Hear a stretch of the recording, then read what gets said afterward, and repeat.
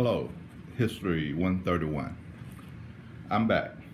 Hope everybody's well and remaining safe.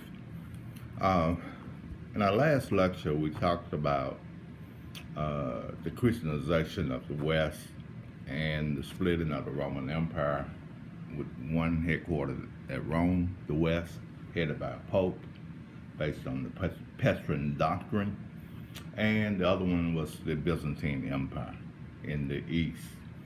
When Constantine the emperor built a new city called Constantinople.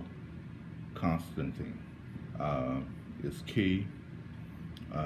He solved the issue of the nature of Christ. He makes Christianity the official religion of the Roman Empire.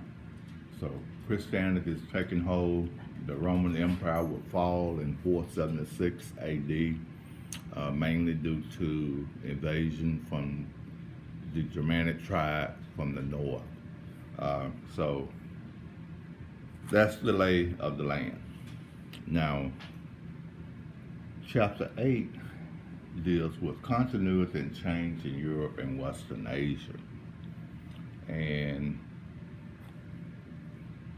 a key event occurs in 733 AD, where the Frankish chieftain, now the Franks are the French today, but they are a Germanic tribe, led by a man named Charles Martel. He defeated the advancement of the Moors, of Muslims, who had come across the Strait of Gibraltar, conquered the Spaniards, and was heading northward. Right as they crossed the Pyrenees, the mountain range that separates Spain from France, Charles Martel met the Muslims and defeated them at the Battle of Tours. This halted their expansion into northern Europe. It is considered to be one of the great battles in history because it allowed Europe to remain Christian. Now the Muslims would occupy Spain up until 1490s. King Ferdinand and Isabella, the King of Spain and Queen of Spain, who sent Columbus to the New World, and Italian. But between 733 and 843, a distinctly European society emerged. A new social and political organization called feudalism appeared. For the first time since the collapse of the Roman Empire, Western Europe was united under one government, and it reached its peak under the grandson of Charles Martel, Charles the Great, or Charlemagne. Now, Christian missionaries worked continuously to spread the faith. We talked earlier about some of the Christian missionaries like St. Augustine in England. We just had March 17th celebration in Ireland. So Christianity is taking hold. But this Carolingian Empire occurs under the leadership of Charlemagne and his ancestors.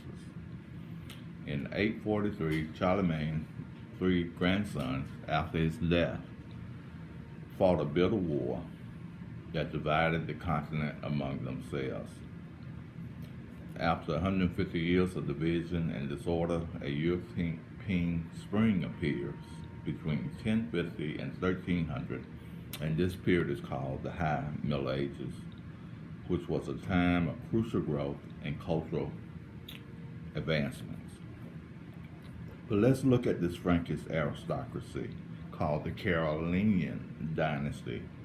The Frankish under Clovis has seized victory over other Germanic tribes and carved out an empire. And later, he is succeeded by Charles Martel. So the Carolingian dynasty name was derived from the Latin Carolus, for Charles. In the 8th century, Christian missionaries supported Charles Martel as he attempted to bring various Germanic tribes under the church jurisdiction. One missionary stands out, and his name is Boniface, who established the rules of Saint Benedict in all monasteries he founded or reformed. So his preaching impacted future king Charlemagne. In 802, Charlemagne prohibited incest and decreed that a husband might separate from an adulterous wife, and the woman could be punished and the man could not remarry in her lifetime. By doing so, Charlemagne contributed to the dignity of marriage and family. But as I said, let's look at Charlemagne's empire. Charles the Great, or Charlemagne, built on the military and diplomatic foundation of his Carolingian ancestors. He was crude, brutal, but was a man of enormous intelligence. Yet he could not write his name.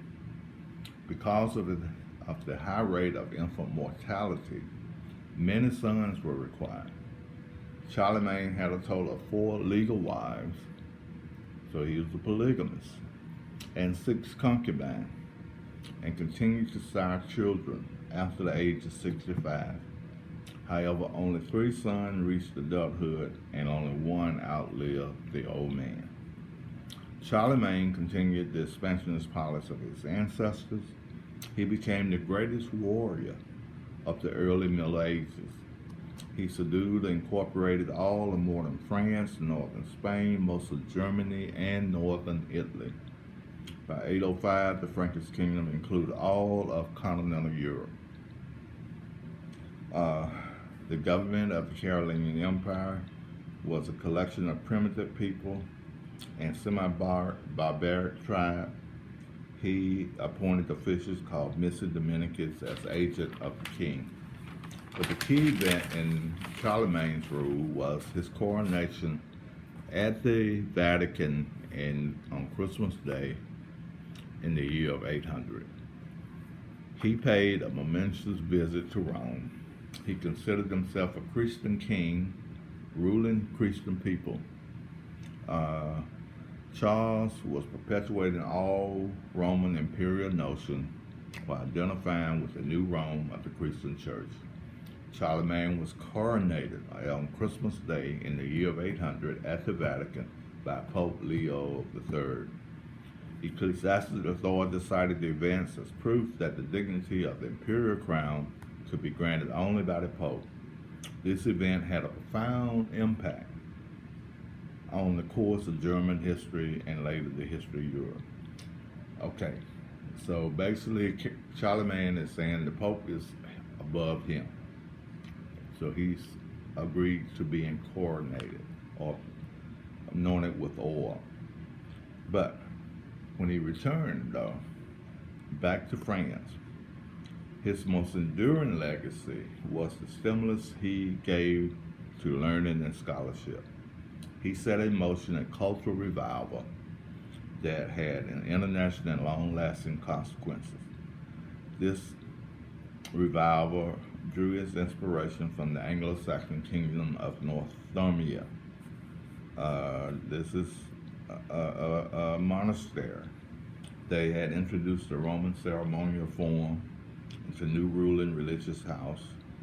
They had made trips to Italy where they raided the library and brought back to Northumbria manuscripts, relics, paintings, and other treasures that formed the library for later study. The Northumbria Monastery produced scores of books, commentaries on the scriptures, manuscripts, law codes, letters, and sermons. An example of the Northumbrian scholarship would be Venerable Bede, B-E-D-E, the most widely read author in the Middle Ages. Bede wrote the Ecclesiastical History of the English Nation. He also popularized the system of dating events from the birth of Christ. He introduced the term Anno Dominicus, A.D., which in the year of the Lord, conclusion, Northumbria played a decisive role in the transmission of English learning to the Carolingian Empire and continental Europe. Now, when the old man dies, the Frankish kingdom is torn into disintegration and division. And it would be left to be put back together in the next millennium. But for the time being, power shifted away from local chieftains and kings and accelerated the spread of feudalism. Feudalism emerged in Western Europe in the 9th century. It was a type of government in which political power was treated as a private possession and was divided among a large number of lords. Around this time, a Chinese invention came about, the stirrup. If you ever ridden a horse, you put your foot down in the stirrup and it basically molded you to the horse. It revolutionized transportation. You can ride a horse at a gallop, but it really affected warfare. You could shoot an arrow, throw a spear, and sling a sword. So the stirrup revolutionized warfare. It welded horse and rider into a powerful fighting unit and an armed cavalry. Also in the 9th century, we see great invasion, primarily from the Northmen or the Vikings, Germanic people from Norway, Sweden, and Denmark, Germans who had not been Christianized by the Carolingian Empire was on the move. And of course, the local people that went to their lords for protection and defense because the king and queen in Paris and London could not help. Now, feudalism concerns the right of power and lifestyle of the military elite. Manorialism involved the service and obligation of the peasant class. In entering a contract with a feudal lord, a peasant or serf, he was obliged to turn over to the lord a percentage of the annual harvest that he produced. By 800 AD, 60% of the population in Western Europe was completely free. A century before, afterward, it would be reduced to serfdom, which is just a minor step up from slavery.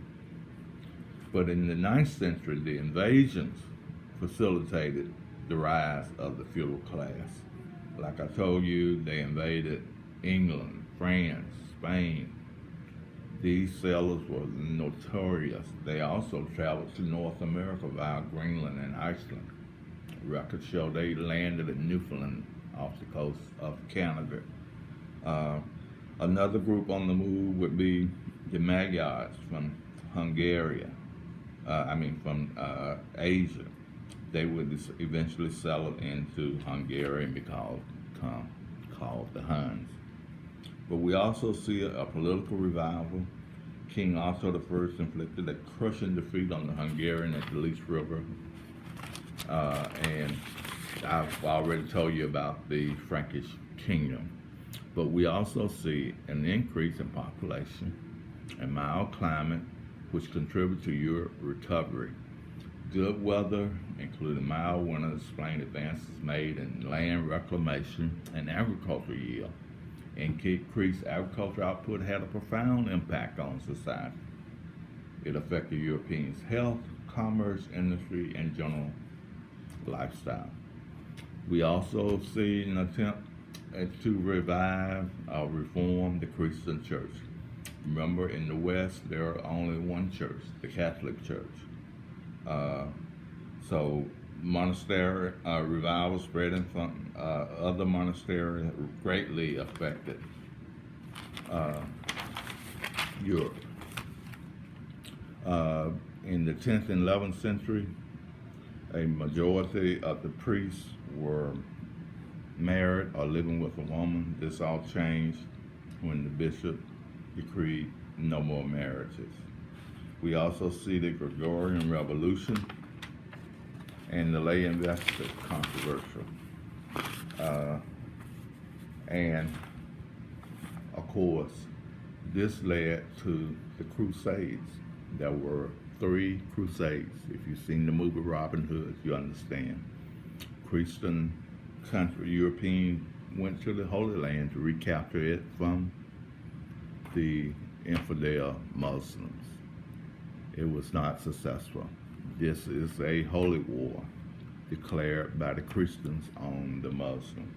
Now remember, Byzantine had sort of formed a buffer between the West and the Muslims of Southwest Asia. Once it fell to the Muslims, Jerusalem, Palestine would also fall. But the Crusades were something, and there were centuries of holy war sponsored by the papacy for the recovery of the Holy Land under the Muslim Arabs and Turks. A long-standing conflict between Christian and Muslim in Spain also intensified. The Pope saw an opportunity to reunite the Greek Church of Byzantine and the Roman Church. All in all, there was 4 crusades. I told you 3. The crusade testifies to the religious enthusiasm of the High Middle Ages. The crusade set up a string of feudal states along the Syrian and Palestinian coast, which lasted about 2 centuries before the Muslims recaptured them. In conclusion, the civilization that emerged in Europe between 733 and 843 had definite characteristics of a feudal Christian and infused with Latin ideas and models.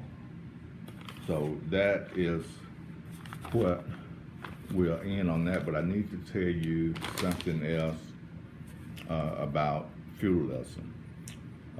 Function or job determined social classification during the High Middle Ages. The most representative figure of Christian society in the High Middle Ages were peasants, nobles, and monks. Who did the work? Peasants. They were the largest and most productive group in medieval Europe. Peasants made up the overwhelming majority of the population, probably more than 90%. Peasant condition varied widely across Europe. Slaves were found in Western Europe in the High Middle Ages. The word slave is derived from Slav, S-L-A-V. Who are the Slavs? The Russians, the Latvia, the Baltic states. The distinction between slave and serf was not always clear. Both lacked freedom or the power to do as one wished, and were subject to the arbitrary will of the one person, the Lord. A serf, however, could not be bought and sold like an animal as a slave could. Serfs were tied to the land, and serfdom was a hereditary condition. A person born a serf was likely to die a serf, though many did secure their freedom. Now, they lived on a manor, and this estate of the Lord and his dependent tenant. The manor was the basic unit of medieval rural organization in the center of rural life. Some manor covered several thousand acres of farmland. All peasants cooperated in the cultivation of the land, working it as a group. This meant that all shared in its disasters as well as in its large harvest. We also see a change in agricultural method. We go to an open field system, and this is basically allowing a field to lay barren to recoup its nutrients. But we also see the rotation of crops and the use of chicken and sheep and horse and cattle manure. House garbage were used for fertilizer. In the 12th century, the production of iron increased greatly. Plows were strengthened. Pitchforks, spades, axes, and harrows were made of iron. Development of the padded horse collar led to an agricultural revolution. Again, the use of horses rather than oxen brought greater efficiency to farming. Scholars believe that the use of the horse in agriculture is one of the decisive ways in which Western Europe advanced over the rest of the world. And town people believe that this is what happened. Now, the Duke of William of Normandy, he was a Northman, invaded England. He became known as William the Conqueror. He claimed his throne in 1066 at the Battle of Hastings, where he defeated the Anglo-Saxon claimant. He required the Doomsday Report, which documented the activities of the England. So, this is Europe. It is Christianized. It is a feudal system. People are surviving the best way they know how. But all of that is going to change with the coming of the Renaissance period. But before we get to that, sometime this week I'm going to record you a lecture on the Islamic world. That'll be chapter 9. And then we'll have test 3 sometime probably next Friday. Don't count, but I will send you out a notice when I decide. Be blessed and stay safe. Caver out.